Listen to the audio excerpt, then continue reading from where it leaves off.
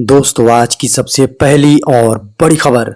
फिर आंदोलन की तैयारी में झारखंड के पारा शिक्षक। वेतनमान की मांग को लेकर झारखंड के पारा शिक्षक सहायक अध्यापक फिर से आंदोलन की तैयारी कर रहे हैं।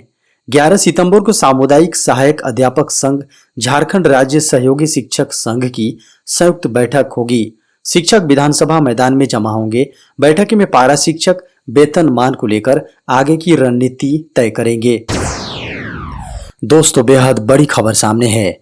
एसबीआई में क्लर्क के 5000 से अधिक पदों पर भर्ती। स्टेट बैंक ऑफ इंडिया यानी एसबीआई में क्लर्क के पदों पर बड़ी संख्या में वैकेंसी निकली है। इस क्लर्क भर्ती के लिए नोटिफिकेशन जारी कर दिया गया है। इन पदों पर आवेदन प्रक्रिया 7 सितंबर से शुरू होकर 27 सितंबर 2022 तक की जा सकती है। एसबीआई की ओर से जारी नोटिफिकेशन के अनुसार इस भर्ती प्रक्रिया के माध्यम से क्लर्क के कुल 5008 पदों को भरा जाना है। क्लर्क पद पर भर्ती अहमदाबाद, बेंगलोर, भोपाल, बंगाल, भुवनेश्वर, चंडीगढ़, चेन्नई, दिल्ली, हैदराबाद, जयपुर, केरल, लखनऊ, दिल्ली, महाराष्ट्र, मुंबई मेट्रो, महाराष्ट्र एवं नॉर्थ ईस्टर्न में होगी। इस परीक्षा का आयोजन ऑनलाइन मोड में किया जाएगा। झारखंड में अब भी सामान्य से 26% कम हुई बारिश। झारखंड से मानसून के लौटने में अब सिर्फ 20 दिन बचे हैं, लेकिन झारखंड में अब भी सामान्य से 26% कम बारिश हुई है। अभी तक पूरे झारखंड में सामान्य वर्षापात 859.5 मिलीमीटर और वास्तविक वर्षापात 635.7 मिलीमीटर हुई है। आईएमडी की रिपोर्ट्स के अनुसार मानसून का टर्फ अब हिमालय की ओर बढ़ चुका है। ऐसे में झारखंड में जो भी बारिश देखने को मिलेगी वो साइक्लोनिक फीचर का होगा। वेस्टर्न घाट बंगाल की खाड़ी में साइक्लोनिक फीचर के असर से झारखंड में अगले एक सप्ताह तक अच्छी बारिश देखने को मिलेगी। पीएम श्री योजना से हर स्कूल को मिलेंगे 2 करोड़ रुपए। केंद्रीय मंत्री अनुराग ठाकुर और केंद्रीय शिक्षा मंत्री धर्मेंद्र प्रधान ने बुधवार को केंद्र सरकार के बड़े फैसले की जानकारी दी है। अनुराग ठाकुर ने कहा है कि शिक्षा को लेकर बड़ा फैसला हुआ है। समग्र शिक्षा अभियान के तहत 2.94 करोड़ पहले से ही चल रहे हैं। अब उसको आगे बढ़ाते हुए कैबिनेट ने पीएम श्री योजना को मंजूरी दे दी है। वहीं धर्मेंद्र प्रधान ने जानकारी देते हुए कहा कि राष्ट्रीय शिक्षा नीति के तहत नई पीढ़ी एनईपी की नीति तय करेगी। दोस्तों, बड़ी खबर है। 3 रुपए सस्ते हो सकते हैं पेट्रोल और डीजल। इंटरनेशनल मार्केट में कच्चे तेल यानी क्रूड ऑयल के दाम 7 महीने के निचले स्तर पर पहुंच गए हैं। अभी क्रूड के दाम $92 प्रति बैरल पर हैं और एक्सपर्ट्स कीमतों में आगे और कटौती का अनुमान जता रहे हैं। ऐसे में आने वाले दिनों में पेट्रोल डीजल के दाम 3 रुपए प्रति लीटर तक कम हो सकते हैं। इससे पहले फरवरी में कच्चा तेल $90 प्रति बैरल के करीब था, जो जून में $125 प्रति बैरल तक पहुंच गया था। IIFL सिक्योरिटीज के वाइस प्रेसिडेंट के अनुसार आने वाले दिनों में क्रूड $85 प्रति बैरल पर आ सकता है। ऐसे में पेट्रोल और डीजल की कीमतों में 2 से 3 रुपए प्रति लीटर की कमी आ सकती है। रेटिंग एजेंसी इक्रे के वाइस प्रेसिडेंट और को ग्रुप हेड प्रशांत वशिष्ठ के मुताबिक कच्चा तेल $1 प्रति बैरल महंगा होने पर देश में पेट्रोल डीजल की कीमतें 55-60 पैसे प्रति लीटर बढ़ जाती है। इसी तरह इसमें $1 की कमी होने पर पेट्रोल डीजल के दाम भी 55-60 पैसे प्रति लीटर कम हो जाती है। फूड कॉरपोरेशन ऑफ इंडिया में निकली बम्पर भर्तियां। सरकारी नौकरी की चाह रख रहे उम्मीदवारों के लिए एक महत्वपूर्ण खबर सामने आई है।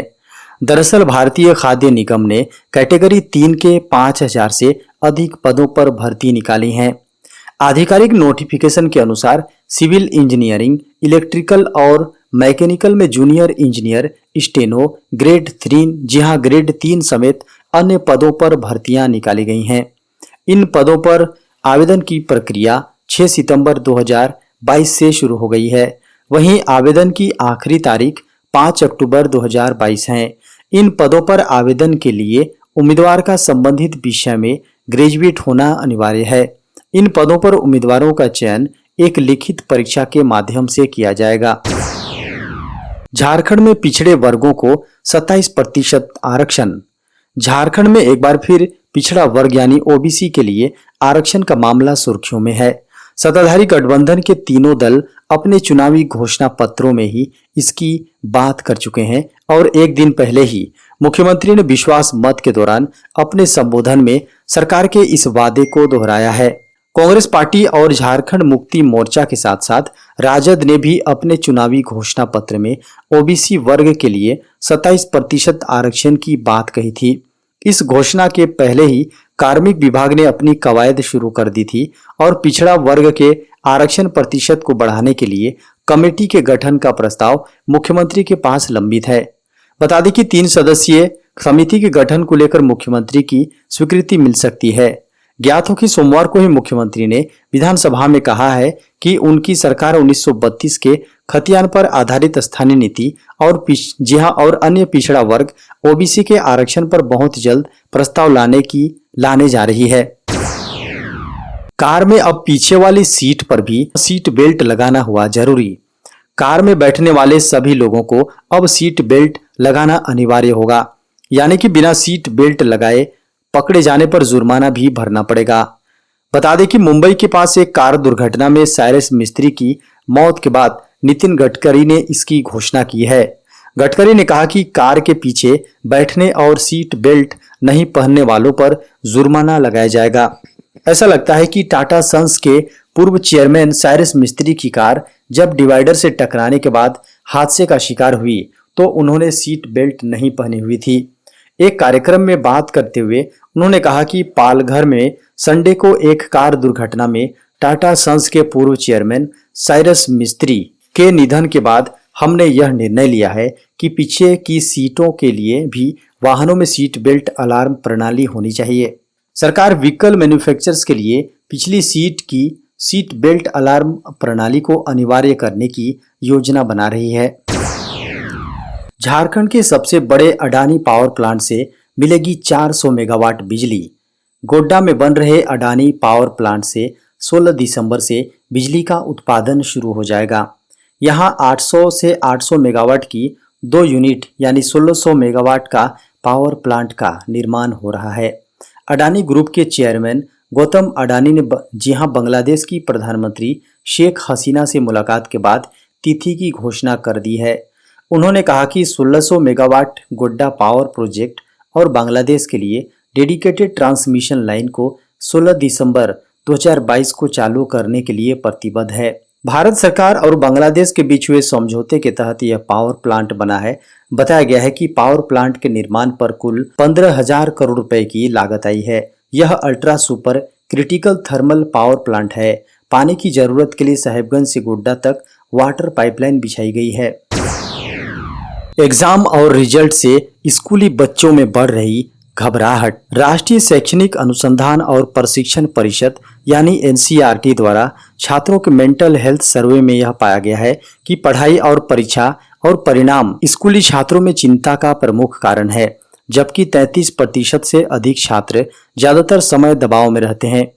सर्वे में पाया गया है कि कम से कम 73% छात्र अपने स्कूली जीवन से संतुष्ट हैं, जबकि 45% से अधिक छात्र अपनी शारीरिक बनावट को लेकर असंतुष्ट हैं। एनसीईआरटी ने 36 राज्यों एवं केंद्र शासित प्रदेशों के 3.79 लाख छात्रों को इस सर्वे में शामिल किया। एनसीईआरटी ने मानसिक स्वास्थ्य और कल्याण से संबंधित पहलुओं पर स्कूली छात्रों के नजरिए को समझने के लिए सर्वे किया। इसमें जनवरी से मार्च 2022 के बीच मध्य स्तर 6ठी से 8वीं तथा माध्यमिक स्तर 9वीं से 12वीं कक्षा तक के छात्र छात्रों को शामिल किया गया। एनसीईआरटी ने कहा कि नाम वाले कॉलम को वैकल्पिक बनाकर प्रतिभागियों की निजता सुनिश्चित की गई ताकि छात्र सहजता से और स्वतंत्र तरीके से जवाब दे सके। मंगलवार को जारी सर्वेक्षण रिपोर्ट में कहा गया, जब छात्र मध्य से माध्यमिक स्तर में प्रवेश करते हैं तब उनके व्यक्तिगत और स्कूली जीवन संबंधी संतुष्टि में गिरावट पाई गई। देश में फिर बढ़े कोरोना के मामले। 24 घंटे में दर्ज हुए 5,379 मामले। देश में कोरोना के मामलों में फिर बढ़ोतरी देखने को मिली है। हालांकि बीते कुछ दिनों से कोरोना के मामले लगातार घट रहे थे। स्वास्थ्य मंत्रालय ने बताया कि देश भर में बीते 24 घंटे में कोरोना संक्रमण के 5,379 नए मामले सामने आए हैं। बता दें कि 6 सितंबर को कोरोना के कुल 4,417 मामले दर्ज किए गए थे। स्वास्थ्य मंत्रालय की रिपोर्ट्स के अनुसार बीते 24 घंटे में कोरोना से 7,094 की रिकवरी भी हुई है। कोरोना के सक्रिय मामले घटकर अब 50,594 हो गए हैं। मंत्रालय ने बताया कि देश में कोरोना के अब तक कुल 4,44,72,241 मामले सामने आ चुके हैं। कुल 4,38,93,590 लोग रिकवर भी हुए हैं।